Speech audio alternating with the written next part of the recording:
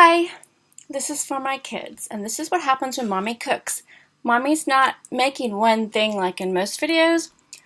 Mommy, and probably when Papa cooks too, Mommy's doing a bunch of stuff. And right now, before Mommy finishes making her coffee and making her cookies, Mommy's going to put her face mask on because I've steamed my face. And I'm going to do this while I cook. So I take this out. Paintbrush, like a really super cheap one, like $1. And I'm just doing this. Very dark video, but that's okay. I'll make another one. Okay, I need to see the camera.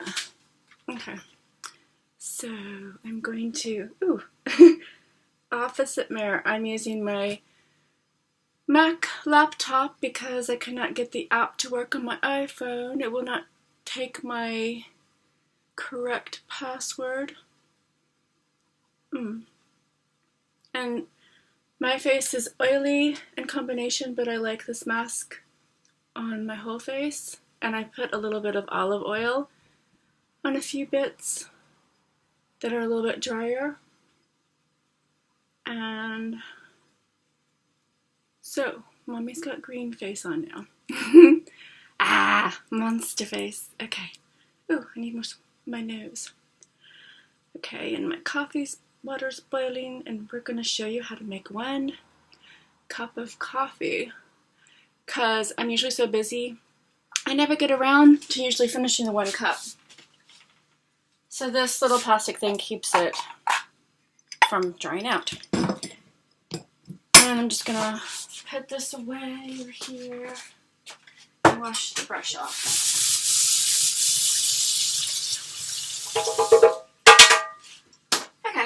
So, scooch over here. Yeah, lighting's not so good. This is sort of a test also. Okay, the chocolate was in the freezer, so I've just taken it out to get a little bit warm enough I can chop it in just a second. And well, I guess it won't hurt. Normally I put a little hot pad down there. Oh, I can just do this. Okay. This is clean, I just washed it. Okay, so we have our cafetiere. And I didn't even notice if the camera's actually, yeah. Okay, and we've got espresso. And because the cafetiere, you need to grind the beans a coarse texture. And for 1 cup of coffee, you can use 1 heaping, that's about a tablespoon. 1 heaping tablespoon. I like mine really strong, so I'm just going to use about 1 teaspoon more. Smells really good too. And then I'm going to take the cup that I'm going to use. I'm actually going to use my favorite cup, my Bear cup. But this is the measurement that I'm going to use as 1 cup. So for 1 cup of coffee, I'm going to pour boiling water. You can let it set and cool for just off the boil. But I'm just going to go ahead and use it. And just pour that in. And then just because I like to measure all the way up, but I don't want it to go over, I'm just going to put a little bit more in. Okay. That's my coffee. Let that sit there for a second. Take the water off, and I'm going to put some milk in a pan.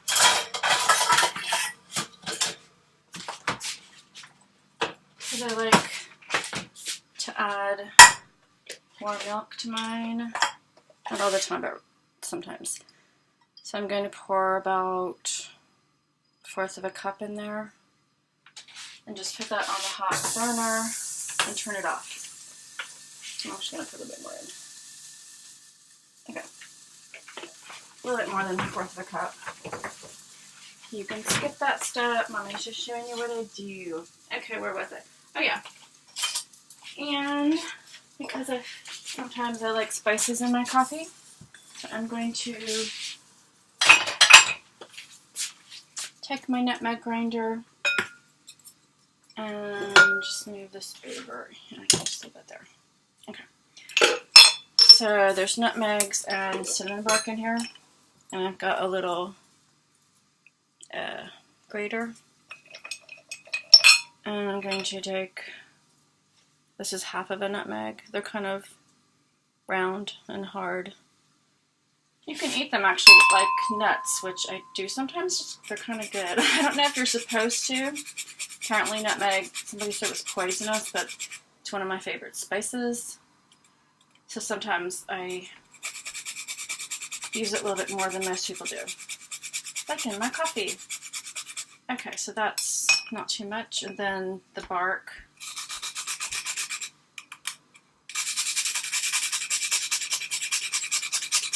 I also have a nutmeg grinder, which I'll show you. Where is it? Oh, just had it. Oh, it's right here. It's already over here. Okay, so this is a nutmeg grinder, and it just makes the nutmeg not so fine. And you can put a whole one in there. I'll just put that upside down and just put the top on, and then you just twirl it.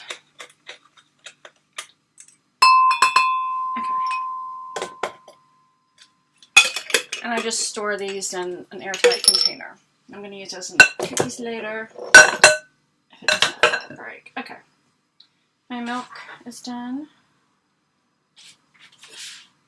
So I'm just going to put it in here and let the spices steep.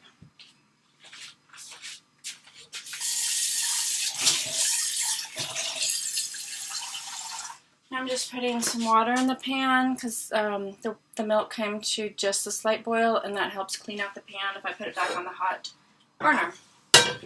Okay, so everything's cool except for that back burner. It's a little warm because the oven's on. Just set this over here, and I'll use that in just a minute. I don't like to have mine set too much. 3 minutes is usually what I like, but some people like 5. Okay, and it's almost been long enough. So I'll just squish it around a little bit. And I like to keep this little thing. Some people leave it up here, but I usually leave it down here or right above the coffee to keep the heat in. So I'm just gonna finish squishing it down and twirl this bit to the part that you pour the coffee out of, and hold the top and just pour. And I like to do that too, to get all of the coffee out. And you can rinse that immediately or leave it set, which is what usually most people have time for. Perfect. Oh, you know what? Pumpkin spice is really good to do that with too. Okay, so there's my coffee done. I'm going to put it on a plate. Put the cinnamon bark back in here. Okay. Mommy's going to measure that out, but I've measured some other first, so I'll show you. Okay, I'll measure new out, because I've actually started 1 batch. I'm going to make 2 batches. Okay, so I've got all the ingredients as far as, yeah. Okay, this is butter, and in American terms, you would use 2 sticks of butter or 1 cup of butter. I'm going to use grams, and it's marked on the butter. This is cold from the fridge, because if I had it room temperature from the fridge, it would be hard to measure. And I don't have a scale. You can measure all of your ingredients with a scale, but I don't have a scale. I had one, but it stopped working and I couldn't be bothered to get another one. Let me just check. So 1 cup of butter, or 2 sticks of butter, 2 US stick sizes of butter, is 225 grams. And this is marked in grams, so I'm going to cut. This is 100 grams. So see what I'm doing? Mommy is marking where there's 100 grams and 100 grams, so that's 200 grams. And then this would be 50, so we want 25, so half of 50. So theirs want 225 grams. And I'll just take the back of the knife and kind of press down, make a mark, and then unwrap the butter. You can see the mark that Mommy made. And I'm just gonna cut down, watch your fingers. And I'm actually gonna cut this on the paper. So just flip that around. And my hands are clean. Yes, Mommy washed my hands. Yeah, Mommy washes my hands before I'm in the kitchen. Okay. So just kind of cut it. Be careful that the knife's got butter on it, it's a bit slippery. Just kind of cut it into slabs. And then we're going to cut that on its side. Ugh, they're stuck together. Okay. And I'm going to flip that. And remember, that's not the measured butter. This is the measured butter that Mommy measured. So just don't get your sides mixed up if you do this way. You can also just do it on the board. Okay, and then I'm going to cut down that way, and then cut down this way, and again, be careful, it's slippery. And I'm just going to do it in this direction, so we have cubes. I'll put those in the bowl. This is going to be my main bowl. I'm going to put all the dry ingredients in there, and then put it into here. So this bowl's a little bit bigger, because it's going to have all the ingredients in it eventually. Okay, and just keep cutting them into cubes. Ugh.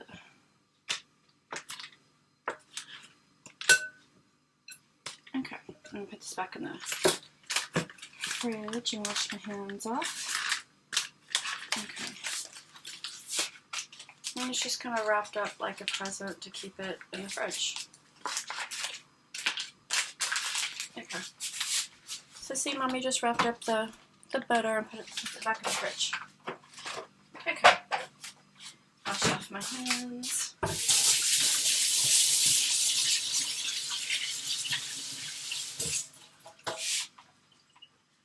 Dry them. Have a sip of my coffee. And make sure the oven has been turned on to 190 degrees Celsius. Or I think that's 425 Fahrenheit. I'm not sure about the Fahrenheit, but the Celsius is 190 degrees Celsius.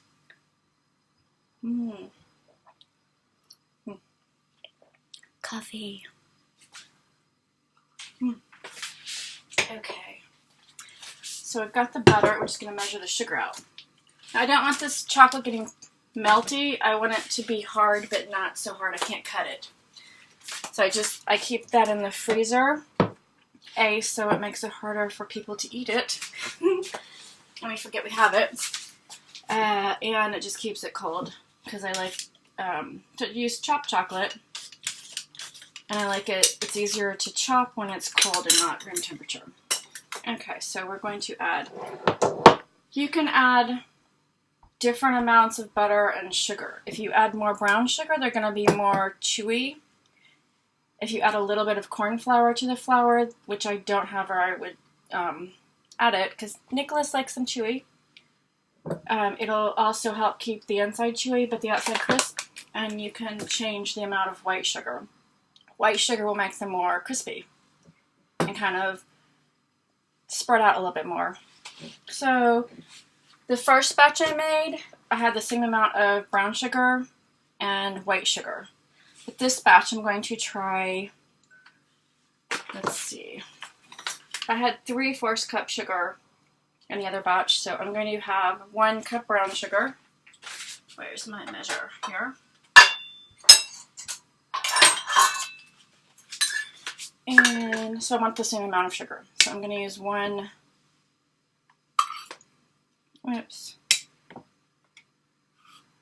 this is a 1 cup measure, and then if you loosely put the sugar into the top and then pack it down, that's about 3/4 of a cup. But I want to use 1 cup of brown sugar. So I'm going to keep packing it down until I get 1 cup. So these should be a little bit more chewy. Careful you don't spill everything. Okay. And you can actually go online and see how many tablespoons this would be. But I'm just using a 1 cup measure.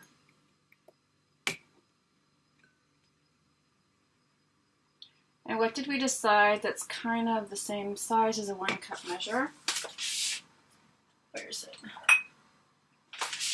Mommy's coffee cup, but not quite. If you don't put it up to the top, but it's also more narrow at the bottom. So about to there, where my thumb is about 1 cup. Okay. And just one more. Okay, and that's about 1 cup. Okay, and just add that and fill it back on.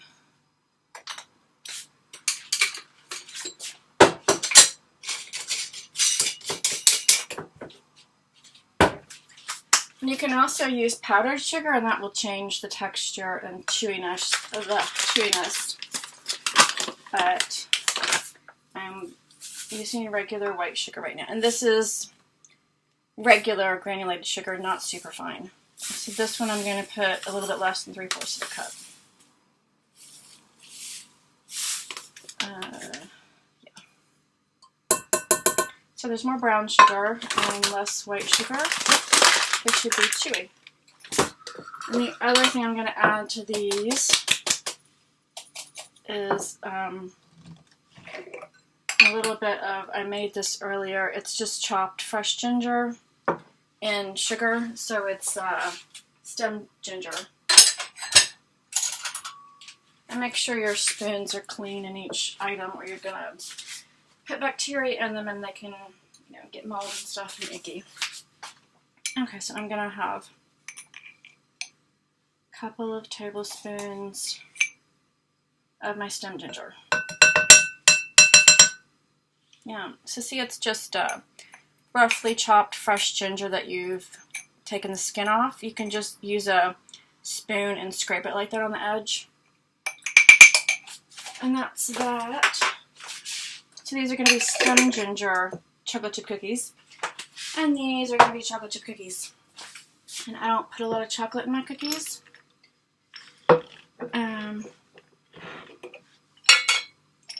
You can put more chocolate in if you want.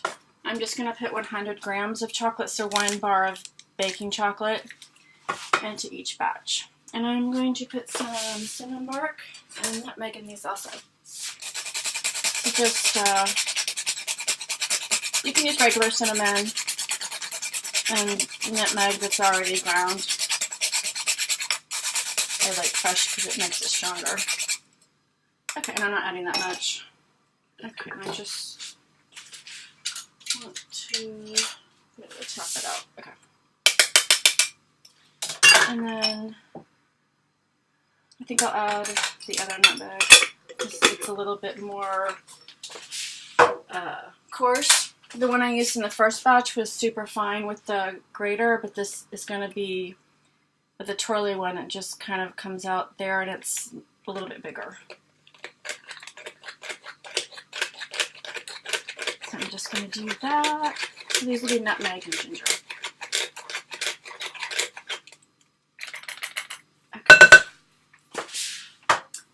The Toll House cookie recipe, which is what this recipe is based on, uses a lot more chocolate and it uses vanilla, and that's a really great recipe too. But I just, we like nutmeg, and I actually don't have vanilla, or I would probably use it. I only have vanilla bean. You can use vanilla bean, but it just takes longer because you need to scrape it out, and it's fine. So that's going to sit because the butter is still pretty solid. So that's going to sit, and it smells good. It smells like ginger. So the butter gets a little soft, but I don't want it melty or melted. So don't put it too close to anything too hot. And this is the first flour I made for the first batch. I'm going to put the chocolate over here so it doesn't get too warm. And I'm going to measure keep your bowls together. I'm going to measure the flour for the second batch over here. Coffee. Honey. Didn't really like coffee till I came to Norway. Have it pretty much every day now. Okay, flour is in the cupboard. So I'm going to need flour, which is called, oh, I should have done the ingredients. I'll do the ingredients and the information in Norwegian. Just the ingredients, not the instructions. This is vetemel, so this is regular all-purpose flour. And I want to have some, this is natron, or, yeah, baking soda, and a measure spoon.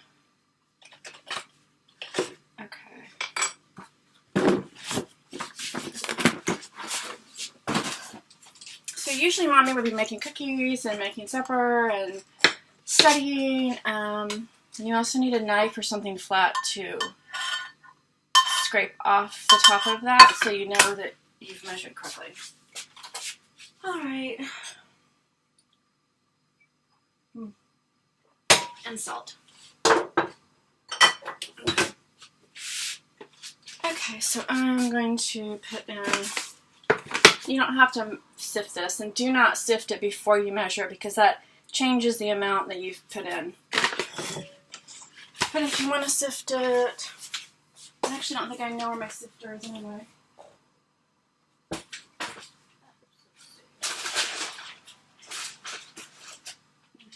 really. Oh, nope. I don't know where my sifter is anyway, but if you want to sift it, you can. It'll change the texture. I prefer not to sift it after I've measured it because it changes the texture. And do not sift it before you measure it because, like I said, that will change the amount of flour that you've put in it, and you put less flour in if you sift it before you measure. And this is not a cake, these are cookies. You don't need the flour to be huge. I'm actually going to cut the top off of this. Okay, because it's almost empty and it will be easier for me to measure it if you do that. And the paper goes in the recycling bin. I've got all my recycling stuff over there. We're going to measure, I just need that little spoon, yeah. Okay. So we need 2 1/4 cups of flour. This is 1 cup measure. So put that in there. And take this and just, oops. Okay, and make sure that's even. Okay, that's 1 cup.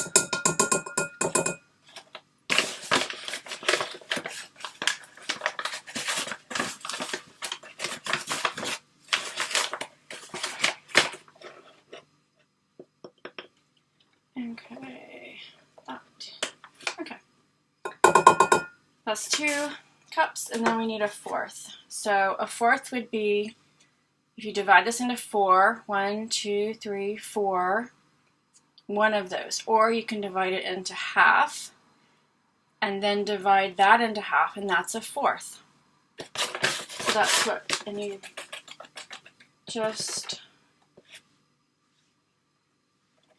okay. So that's about 1/4. You don't want to over measure because then it won't mix right.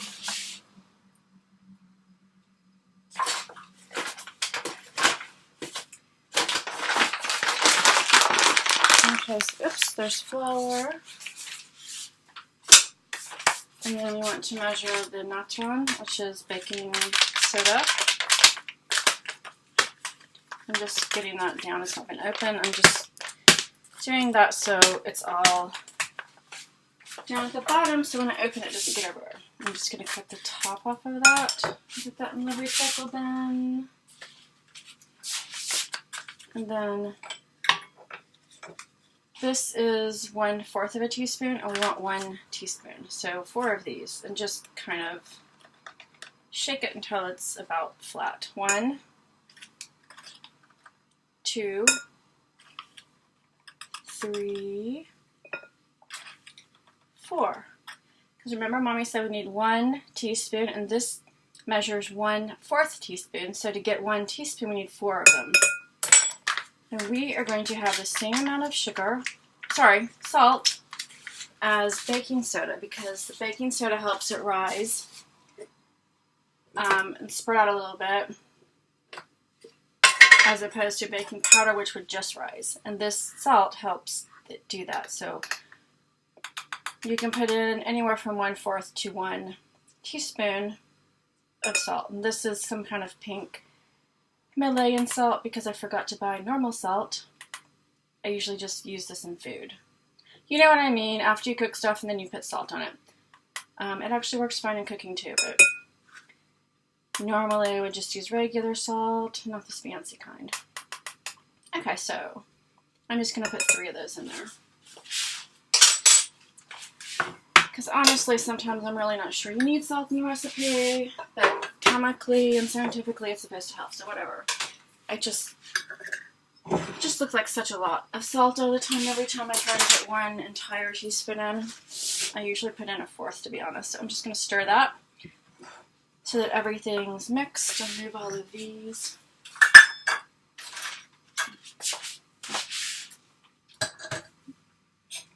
Need some coffee.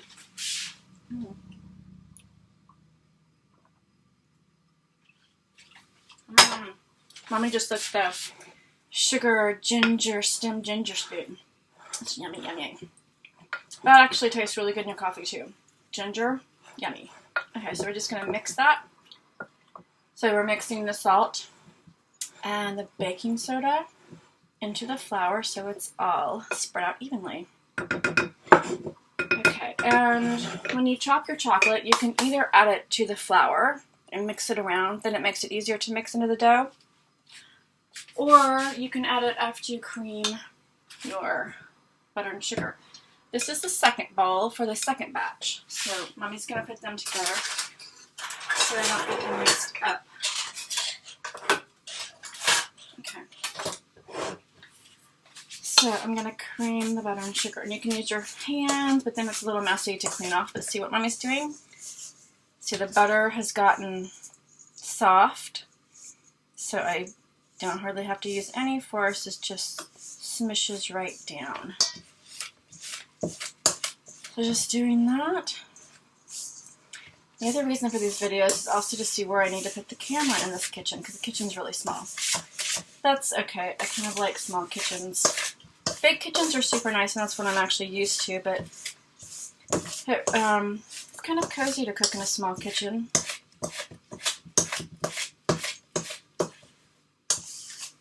Yeah, so I'm just smishing all of it around.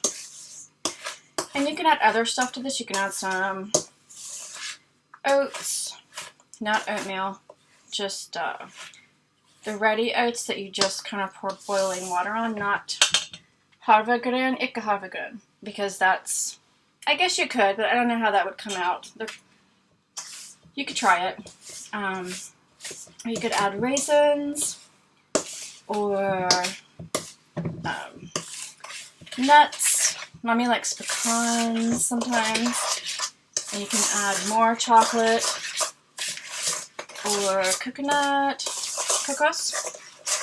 Okay, so see, you barely have to stir that. And you can use Mormore's fancy mixer thing, but then you have a lot more stuff to clean up. But you can make 2 batches at once and it's easier. But let Papa show you how to use that. Okay, so we've got our flour mixture. And I'm going to chop the chocolate. Okay, I just don't want this to get any warmer. Yeah, put the flour back over here. Okay, so I'm going to open this up. And you can try to keep it on the plastic because then it'll help you put it in the container, but either way is fine. So this is just Oh, I forgot I have green stuff on my face. Just wiped my face and my hand. Mocha cocoa chocolate. So dark chocolate.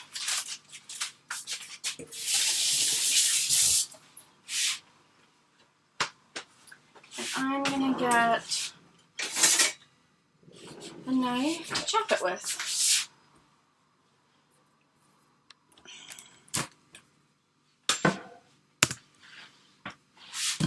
Okay.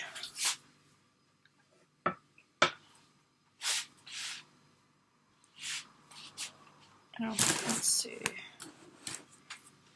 Oops. Okay, so I like to have the textured side up. It just is a little easier to chop. It's not so smooth as the back. So this is, you could just leave it in the fridge too. This is actually the temperature it would be now if I'd left it in the fridge. And kind of a heavy, thick knife and helps. But you can use a thinner knife. I just use a straight knife, not the serrated one that goes up and down, because it's not going to really help. Be careful of your fingers. So see how Mommy's got my hand flat on the top?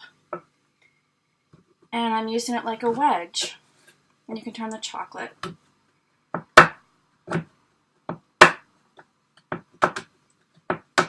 And you don't have to actually chop it in another direction, but you can. And you can also chop it a little bit wider than Mommy's doing. Or you can use chocolate chips, or you can use shaped chocolates, or whatever. But Mommy likes the bar chocolate. I'm just going to put that in there.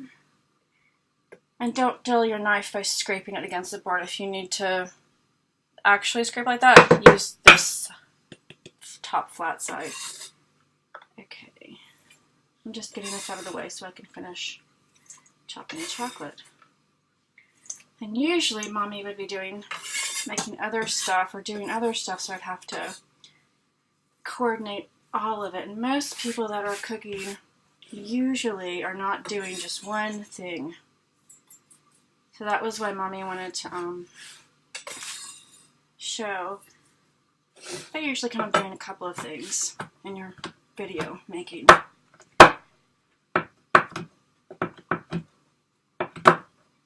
Okay, so just to see what Mommy's doing, I've got my hand flat, I've got my thumb holding the chocolate and kind of pushing it against the knife.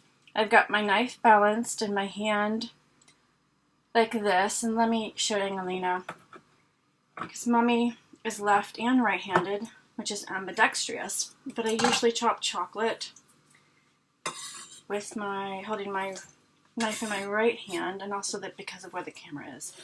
But if you want to do the other way, so see what Mommy's doing, Al?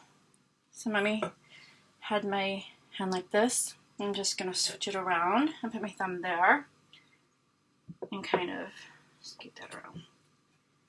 Okay. See, I usually use my right hand to hold the knife.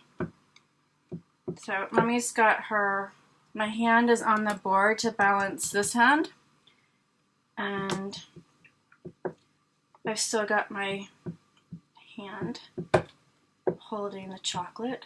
I don't know if the camera, you can see that. But you can chop chocolate in either hand, and you can stir with either hand.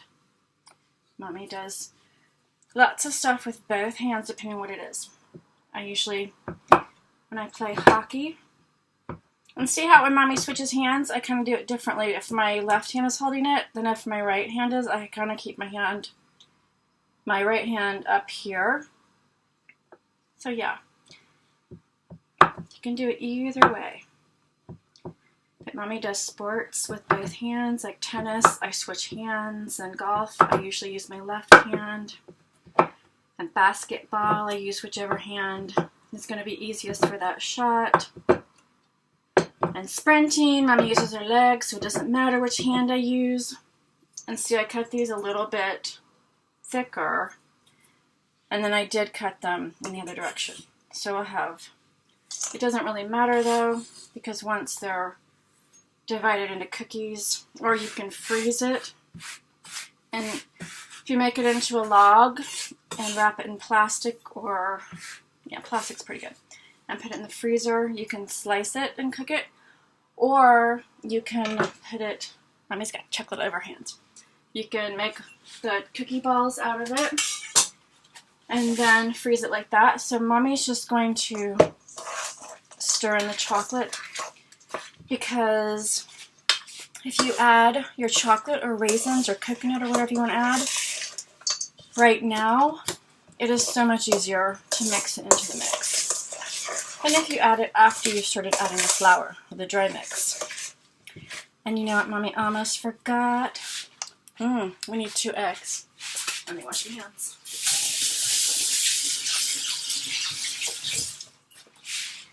These cookies actually will work without eggs, but I prefer them with eggs. And you can have your eggs at room temperature if you'd like, but I prefer them to be from the fridge for this recipe. We're going to have 2 eggs. So Mommy's just going to put that over there, and it's going to roll a little bit. So just carefully just crack your egg there. And throw that into the compost bin. Second egg, and you can do it with either hand. So left hand. Okay. And just make sure you don't get any shell in there. And make sure you get all the yummy egg out. Wash my hands again because I have egg on my hands. And dry them off. Okay. And you can use a fork. Mommy usually uses a fork. But since the spoon's already dirty, you just do that. And you can add the egg after you've creamed the butter and sugar together. Doesn't really make too much of a difference. I like to add it now because then it means it's mixed a little bit less. Okay, it makes a little bit of a difference. I think if you add it now, you mix the egg a little bit less, and it makes the cookie better. But there's lots of different chocolate chip cookie recipes, and see how easy that was to add the extra. If you add your chocolate or your raisins or whatever you're adding now, it's just easier. And so Mommy's making this fluffy. Okay, now we're going to add the flour. So the flour and everything is the same in both. And you can add it in portions or you can add it all at once. Doesn't matter. Now I am just going to take my other wooden spoon and I'm going to use that, so I'm going to clean off this spoon. So see how Mommy's taking, I'll use these later to make the cookies with. I'm taking, just scraping that off so we don't waste all the yummy dough. I know, we're not even licking the spoon or anything, are we? You know, because that should be in the recipe too. Make sure it tastes fine. Lick the spoon. Yep. That's not written in the recipes, is it? So everybody does that. They just don't say. My mommy's brother and I used to make cookies. Best cookies ever. But if people knew how we made them at the time, of course usually it was us kids eating them, I swear to gosh we probably licked the spoon every other stir. I'm surprised we had any dough left. So see, it's just kind of coming together. And all of this, what Mommy's done, is so that we have chewy cookies. Even the differences in sugars in both batches, I still made it so that they're both going to be a little bit chewy, and they're not going to be flat and crisp. If you want them a little more puffy, add a little bit less baking soda and add just a teeny bit, like 1/4 of a teaspoon of baking powder. And see how, yeah, I think the camera should be right there. But see how Mommy's mixed it, and the bottom is still a little bit floury. I'm just gonna scrape off the dough a little bit. and make sure, what are we? We're at 40 minutes. Okay. Okay, so that's that dough made. I'm going to make this the end of this video and start over in a second.